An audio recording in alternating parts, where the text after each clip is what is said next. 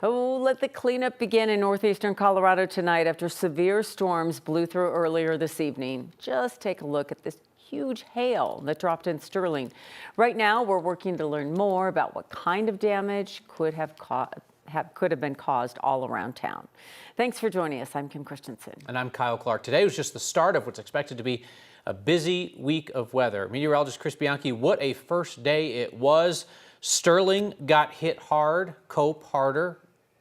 Exactly right. I see what you did there. And we've got, by the way, likely this is the appetizer for what's going to be a very busy week for us, as you mentioned, with the Denver area more likely to get involved both tomorrow, Wednesday, and probably Thursday as well. Look at this in Akron. And by the way, same storm that produced that hail that we were just showing in Sterling, this also produced an 113-mile-an-hour wind gust in Akron. And I got this, I was speaking with the Weather Service a few minutes ago. They think that reading is accurate, 113-mile-an-hour wind gust in Akron. So quite the storm there. And then Cope, 3.5-inch diameter hail. That is almost the size of a softball, and several reports of about baseball to tennis ball sized hail. And we're still not done with those storms quite yet. In Burlington, it's been a light show for the last 2 hours here in Kit Carson County. Those storms continuing across the far eastern plains and seeing a little redevelopment, but these storms not really as strong as they were a few hours ago, but still holding on to some of those storms. And again, still some lightning visible out of Burlington, but the severe thunderstorm warnings not there anymore. And the good news is we're seeing the continued weakening with this storm in Baca County. This was, by the way, an earlier tornado warning storm when it was up by Pueblo. A cold front will move through tonight. That means more storms tomorrow, more storms on Wednesday, and more storms on Thursday as we push in moisture from the east. And again, it's that time of year here, folks, right? Today marks 3 years since the Highlands Ranch tornado. Yesterday was 3 years since the Red Rocks hailstorm. So this is usually a very busy time of year for severe weather, and it looks like this week will be no exception to that, with storms over the eastern plains of the Denver area. But notice the timing here. 11:30 tomorrow night could be dealing with some strong storms in the overnight time frame, which is unusual for the Denver area. I'll tell you more about that and a full look at that 7-day forecast. All that in just a few minutes. The city of Denver is outlining a new plan to alert people of danger after 3 emergency alert mistakes in 6 months. In January, the city of Denver accidentally sent out a citywide emergency alert wirelessly while trying to alert just a small area near DU about a shelter-in-place warning. In April, DPD said that an all-clear that was supposed to go to a 1-block radius got blasted to people across the entire city. Because of those problems, the city announced today it will primarily use a different type of alert system, reverse emergency notifications. Those will go to people who opt in for specific locations. In another change, the National Weather Service will now have to give confirmation before Denver activates sirens for weather events. That was prompted by the recent event where a Denver fire employee activated the citywide tornado sirens when there was no tornado. Trust is really important, and we broke that trust and we own it. We apologize for it and we had to fix it. We need to do better, and we did.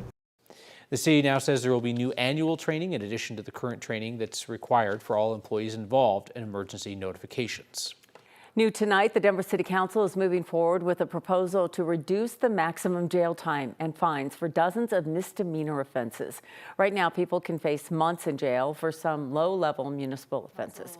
In December, the state Supreme Court ruled that cities cannot have stricter penalties for the same crimes.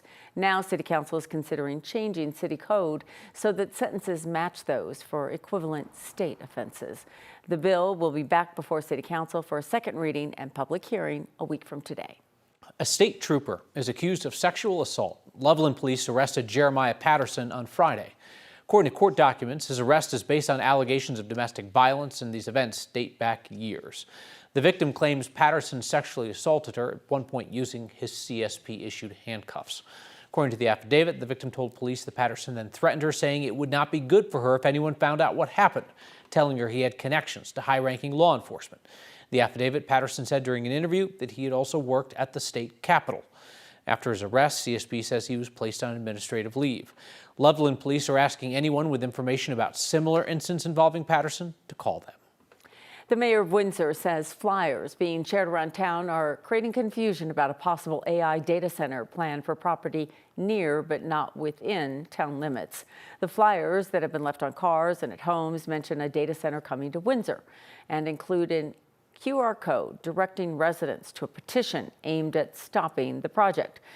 Mayor Julie Klein says those flyers contain some inaccuracies. Global AI did buy property, but it was at the former Kodak site between Greeley and Windsor. Weld County is now reviewing a permit application for a data center to be at that site. Windsor's mayor points out the town does not have authority over that. If Weld County approves the project, Global AI would decide if it wants to work with Windsor or Greeley for municipal city services such as water, roads, and police protection. The mayor says she does not know where the flyers came from, but says people with questions should contact town officials directly with those questions. The primary is next week, but some groups are already looking past that to November. There's a conservative advocacy group that has a ballot measure in November asking voters to strengthen penalties for people caught dealing or possessing fentanyl. 9 News reporter Rachel Krause is along now with the arguments for and against this November ballot measure. Rachel? Yeah, preliminary data from the state found more than 1,800 people died of a drug overdose in Colorado last year. That's up from 2024, even as overdose deaths are dropping around the U.S. But whether or not this ballot measure will help to turn that trend around depends on who you ask. This is Graham, the older one, and that's Spencer, his little brother.